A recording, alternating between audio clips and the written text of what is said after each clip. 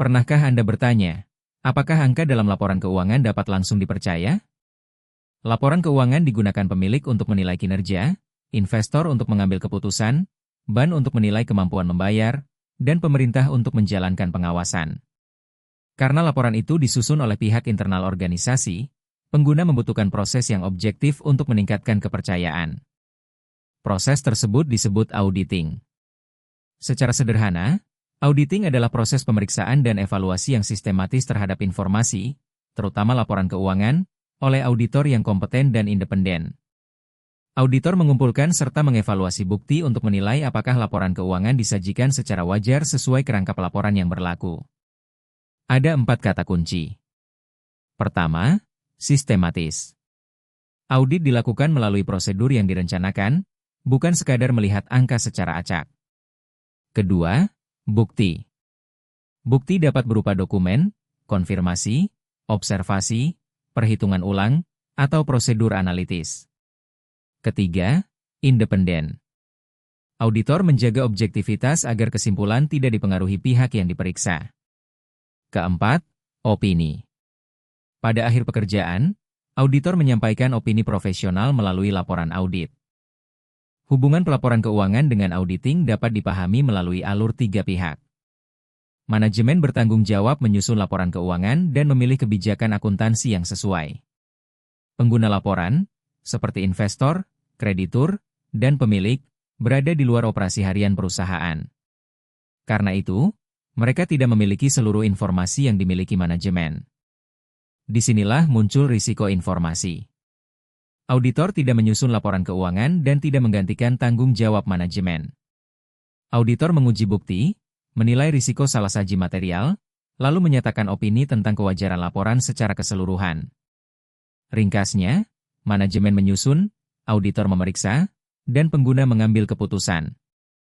Selanjutnya, mari kita lihat tahapan audit. Tahap pertama adalah penerimaan atau penunjukan perikatan.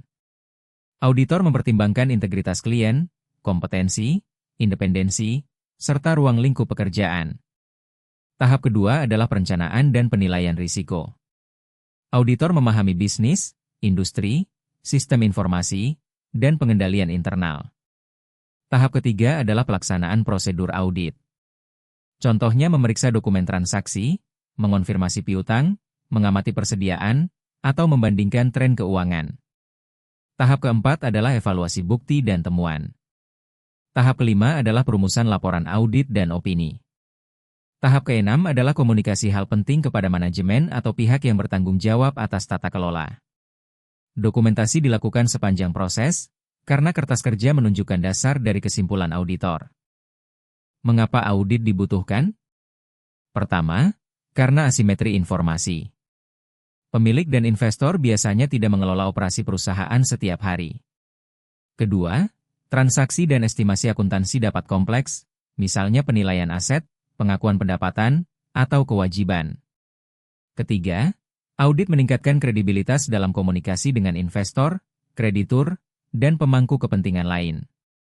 Keempat, audit dapat dibutuhkan karena peraturan, kontrak, atau tata kelola.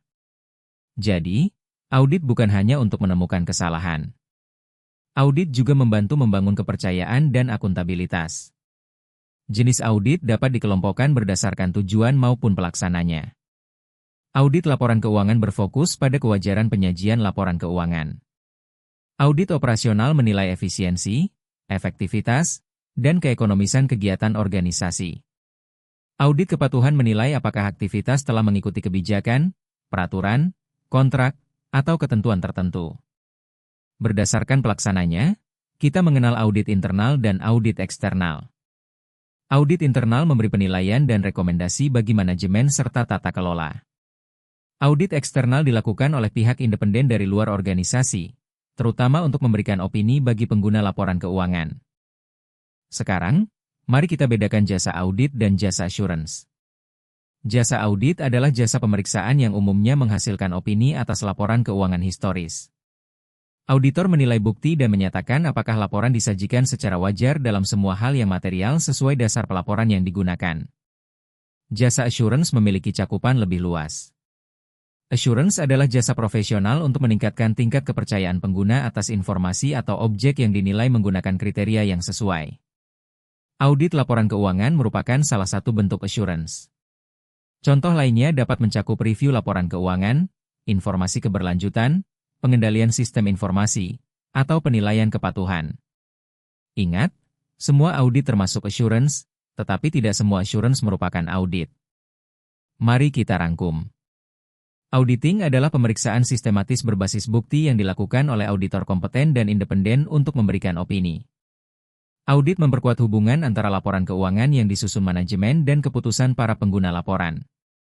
Tahapannya mencakup perikatan, perencanaan dan risiko, prosedur, evaluasi, pelaporan, serta komunikasi. Audit dibutuhkan karena adanya asimetri informasi, kompleksitas, kebutuhan kredibilitas, dan tuntutan kepatuhan. Terakhir, audit merupakan bagian dari jasa assurance yang memiliki cakupan lebih luas. Pada pertemuan berikutnya, kita dapat mendalami tujuan audit, asersi manajemen, materialitas, dan risiko audit. Sampai jumpa.